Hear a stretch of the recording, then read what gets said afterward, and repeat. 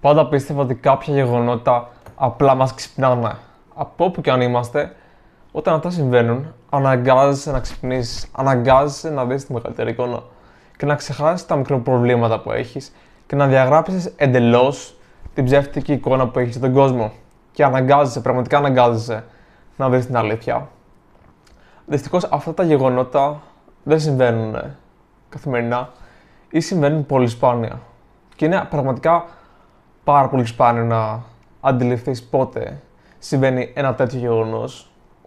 Και δεν είναι το γεγονός σαν γεγονός που συμβαίνει, που σε ξυπνάει, αλλά το πώς το αντιλαμβάνεσαι εσύ.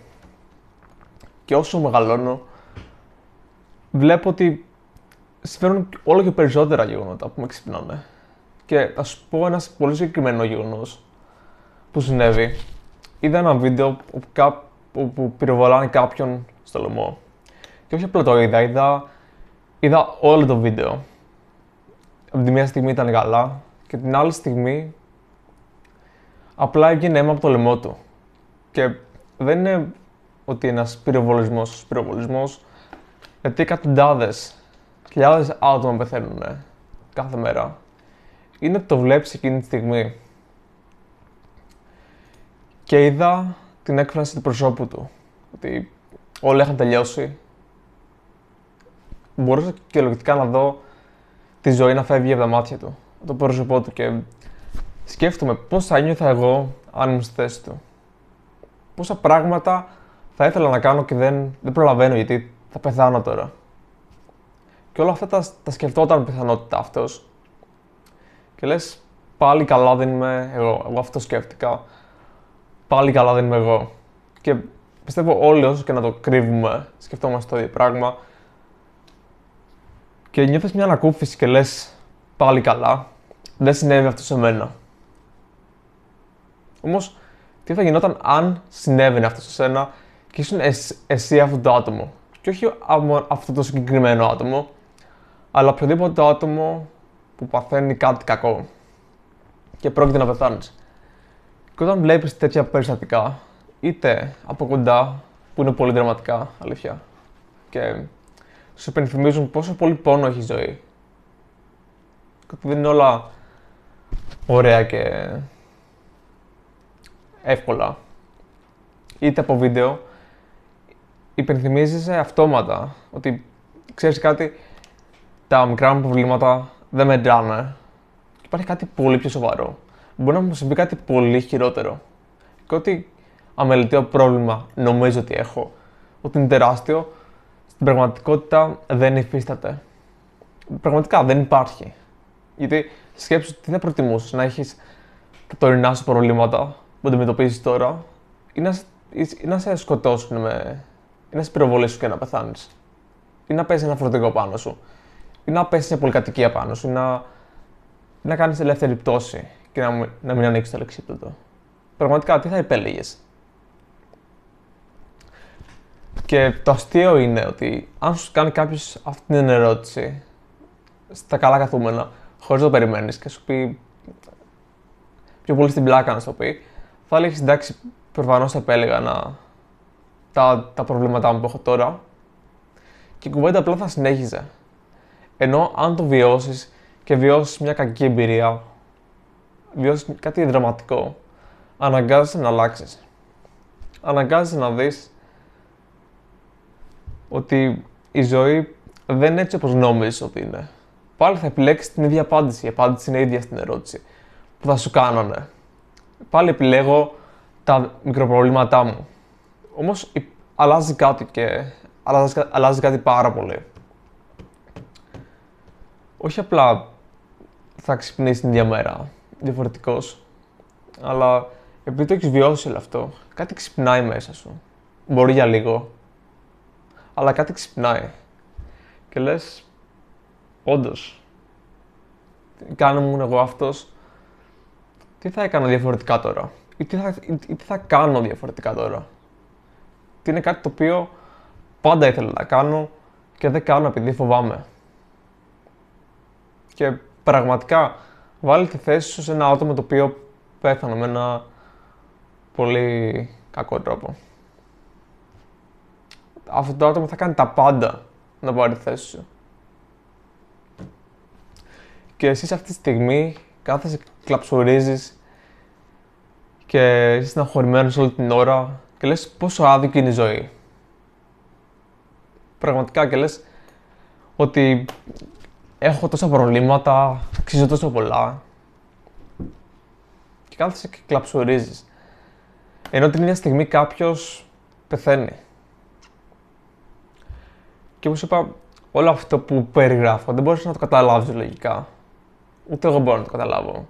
Λογικά είναι κάτι το οποίο πρέπει να βιώσεις, πρέπει να το βιώσεις σε ένα σημείο. Ίσως καλύτερα να μην το βιώσεις και ποτέ. Γιατί ποιος θέλει να βιώσει πόνο. Και καλώς ή κακώς συμβαίνουν πραγματικά κακά πράγματα στη ζωή. Και πραγματικά έχουμε να μην τα βιώσεις ποτέ. Ωστόσο, πιστεύω ότι για να μπορείς να κάνεις καλά στη ζωή σου, να μπορείς να βοηθάς τους ανθρώπους, να κάνεις κάτι καλό, θα πρέπει να βιώνεις και πάρα πολύ σκοτάδι, ας το πω έτσι. Δηλαδή θα πρέπει να είσαι σε θέση να έρχεσαι αντιμέτωπος με κακές εμπειρίες που δεν θα σ' αρέσουν, θα σε στεναχωρούν, θα σε θυμώνουν, θα σου υπενθυμίζουν πόσο αδύναμος και ασήμαντος είσαι στο σύμπαν και ότι στην ουσία δεν μετράς καθόλου και ότι μπορείς να πεθάνεις ανά πάσα στιγμή. Και όλο αυτό είναι κάτι το οποίο μπορεί να σε σπάσει ψυχολογικά και να σε βάλει πολύ κάτω. Ωστόσο, όταν το αποδεχτείς ή τέλος πάντων το βιώσεις και έρθεις λίγο πιο κοντά στην αποδοχή, θα δεις ότι παραδόξως θα γίνεις ακόμα πιο χαρισματικός, πιο αστείος, πιο χαμογελαστός, πιο δοτικός, θα δίνεις περισσότερο. Γιατί ακριβώς αντιλαμβάνεσαι τι πραγματικά μετράει στη ζωή. Δεν μετράει να έχεις το τι θα φας σήμερα, το αν έσπασα ένα πιάτο. Αυτό που πραγματικά μετράει είναι οι άνθρωποι για τους οποίους νοιάζεσαι, τα άτομα τα οποία αγαπάς, οι εμπειρίες οι οποίες έχεις ζήσει, να κυνηγάς τους στόχους σου, να εξελίσσεσαι συνεχώς, να εκφράζεις αληθινά και να βιώνεις όλα τα συναισθήματα όπως θέλεις εσύ. Αυτά είναι πράγματα τα οποία έχουν πραγματικά σημασία. Και είναι κάτι το οποίο το ξεχνάμε. Και υπάρχουν κάποια γεγονότα, όπως είπα στην αρχή, που θα υπενθυμίζουν όλα αυτά και αναγκάζεσαι να ξυπνήσεις. Γιατί κυριολεκτικά σκέψου να περπατάς και κάποιος να κοπεί στη μέση. Ένα σίδερο να τον κόψει στη μέση. Και να ακούσει τα τελευταία του λόγια. Να προσπαθεί να σου πει κάτι, να σου πει βοήθησέ με. Πόσο σ' αλλάζει αυτό. Γιατί εκείνη τη στιγμή αναγκάζεσαι να σκοτώσεις όλες τις δικαιολογίες. Βλέπεις μπροστά σου έναν μισοπεθαμένο άνθρωπο που έχει κοπεί στη μέση, τα έντερά του είναι έξω, τέλος πάντων. Αναγκάζεσαι να ξυπνήσεις.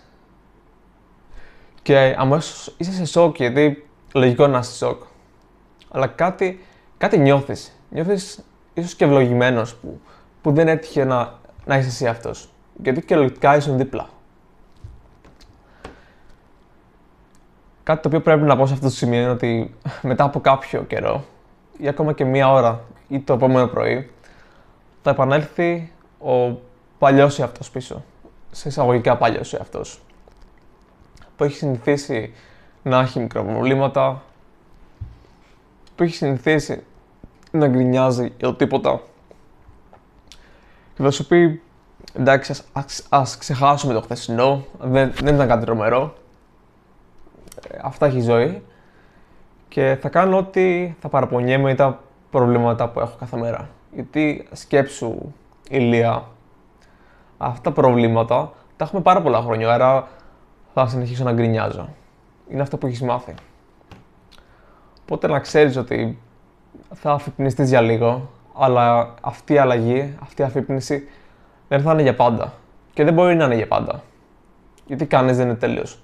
Ούτε είναι ο σκοπός να είσαι πάντα 100% διαφωτισμένος, το πω έτσι. Να ξέρεις πάντα πώς λειτουργούν όλα. Πώς λειτουργεί η ζωή. Όχι, δεν σου λέω αυτό.